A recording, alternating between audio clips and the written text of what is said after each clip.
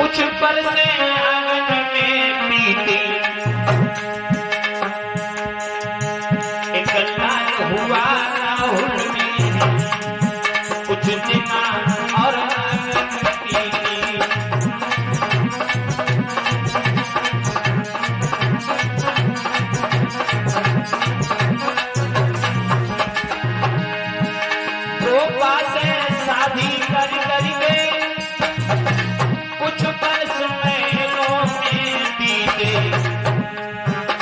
पुत्र हाल हुआ गौतम का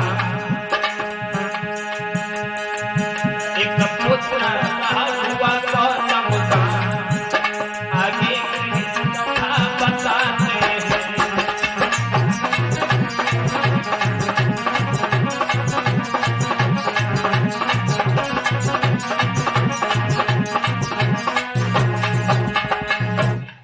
भगवान बुद्ध ने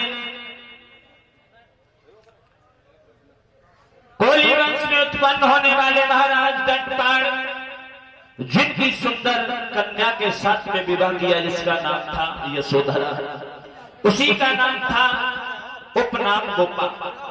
गोपा के साथ में विवाह करने के बाद सिद्धार्थ गौतम आनंद पूर्वक रह रहे, लेकिन कपल वस्तु का एक नियम था।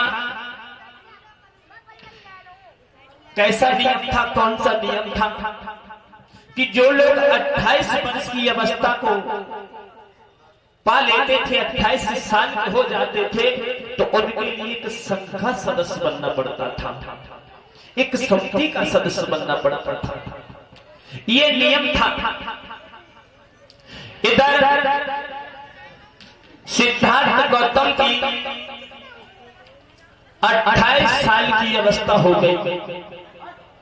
28 साल की अवस्था में गोपा के गर्भ से एक पुत्र ने भी जन्म लिया था जिसका नाम राहुल रखा गया। उसका नाम राहुल रखा गया। इधर एक दिन जो संघ के सदस्य थे उन्होंने सिद्धार्थ गौतम को बुलाया। बोले भैया आपकी अवस्था 28 वर्ष की हो गई और आपको संघ का सदस्य बनना पड़ेगा। क्यों? अपने कपिल वस्तु में ये नियम है कि जो 28 वर्ष की अवस्था को तय कर लेता है उसे संघ का सदस्य बनना पड़ता है। बोले भैया बन जाऊंगा। बोले हाँ तुम्हें बनना पड़ेगा। भगवान सिद्धार्थ गौतम कहने लगे भैया इसमें क्या करना होता है? तो संघ के सदस्य बोले सुनो इसके 3 नियम हैं। पहला नियम सुनो कि विचार नहीं करना, दुराचार नहीं करना और पर नारी माता से गलत व्यवहार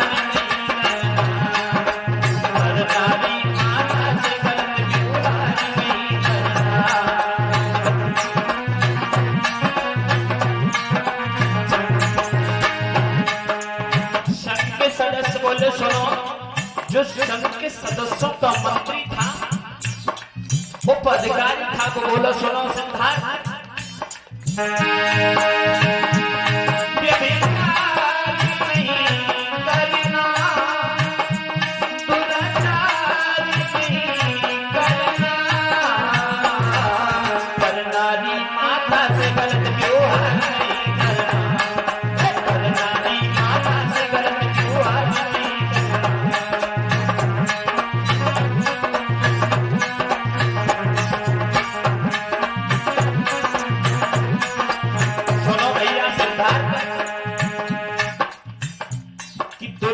नहीं करना, ये विचार नहीं करना, पराई स्त्री से कभी गलत व्यवहार नहीं करना। सुनो किसी की चोरी ना करो, चुगली चारी ना करो, किसी की चोरी ना करो, चोरी चारी ना करो।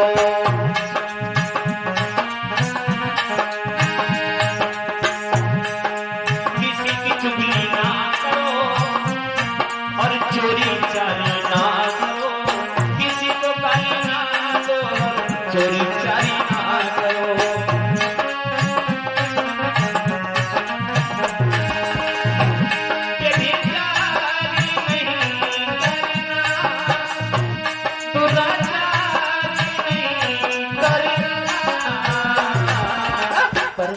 रानी माता से गलत व्यवहार नहीं करना।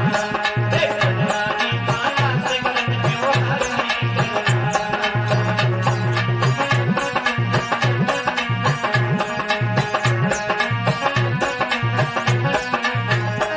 ये भिखारी नहीं करना, दुराचारी नहीं करना। रानी माता से गलत व्यवहार नहीं करना। रानी माता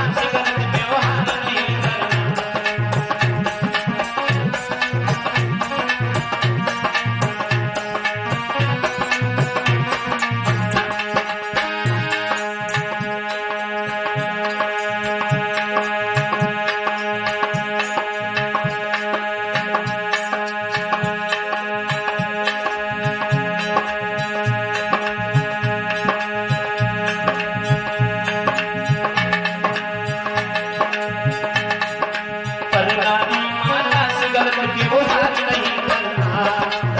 रानी माता से गलत व्यवहार नहीं करना।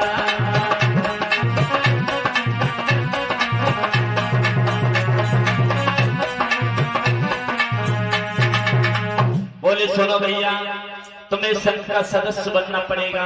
और ये संघ के सदस्य इसलिए बनते हैं कि कोई भी गलत कार्य ना करे। और तुम्हें संघ का सदस्य बनना पड़ेगा। और सुनो, संघ के सदस्यों के ही तौर पे तुम्हें काम करना पड़ेगा। सिद्धार्थ बोले भैया कैसा?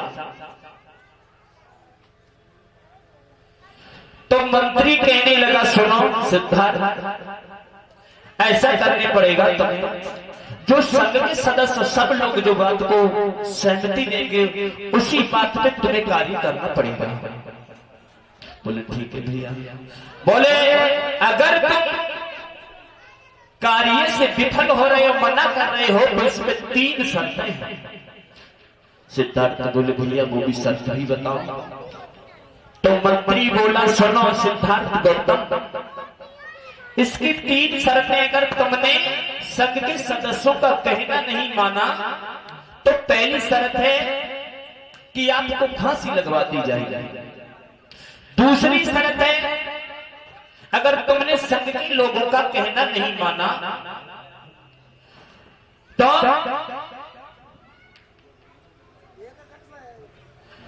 दूसरा नियम ये, अगर तुमने कहना नहीं माना तो तुम अपनी जितनी संपत्ति है, जगह जमीन, जितने कमेटी के सदस्य हैं, संघ के सदस्य हैं, उनके नाम में करनी पड़ेगी। बोलिए अच्छा भैया। बोले तीसरी शर्त बताओ। बोले तीसरी शर्त ये है कि अगर तुमने संघ के सदस्यों का काम नहीं किया, उनके कहने का काम नहीं किया, तो तुम्हें अपना घर छोड़ना पड़ेगा। ये 3 नियम लिखे गए। लेकिन भगवान बुद्ध के बारे में भी लोगों ने गलत इतिहास को रच के तैयार किया। कुछ लोग ये कहते हैं कि सिद्धार्थ गौतम रात में अपने माता पिता को छोड़ के भाग गए बन के लिए, लेकिन ऐसा नहीं था। तो कोई ऐसे लिख रहा है कि सिद्धार्थ गौतम जब नगर का भ्रमण करने को निकले तो उन्हें सर्वप्रथम एक कोड़ी मिला। उनके सिद्धार्थ गौतम के एक मित्र थे जिनका नाम था छंदक। छंदक से सिद्धार्थ गौतम ने पूछा भैया ये कौन है, इसके ऊपर इतनी मखनी लग रही है। तो छंदक ने कहा भैया एक कोड़ी है। सिद्धार्थ बोले कोड़ी? एक कोड़ी कैसे होते हैं? बोले भैया ऐसे कोड़ी होते बीमारी बन जाती है। और आगे बढ़े तो एक वृद्ध आदमी मिला, बूढ़ा आदमी मिला जो लाठी के बल से चल रहा है। तो पूछा भैया ये कौन है? तो छंदक ने बोला भैया एक बूढ़ा व्यक्ति है। बोले बूढ़ा? ये कैसे बूढ़ा हो गया? तो छंदक ने कहा भैया सिद्धार्थ हर इंसान बूढ़ा होता है। और आगे बढ़े तो क्या देखा कि मुर्दा जा रहा है जिसको 4 आदमी कंधा पे लिए जा रहे हैं। छंदक से पूछा फिर सिद्धार्थ भैया ये क्या है? तो बोले भैया ये आदमी मर गया है, इसे लोग शमशान घाट ले जा रहे हैं।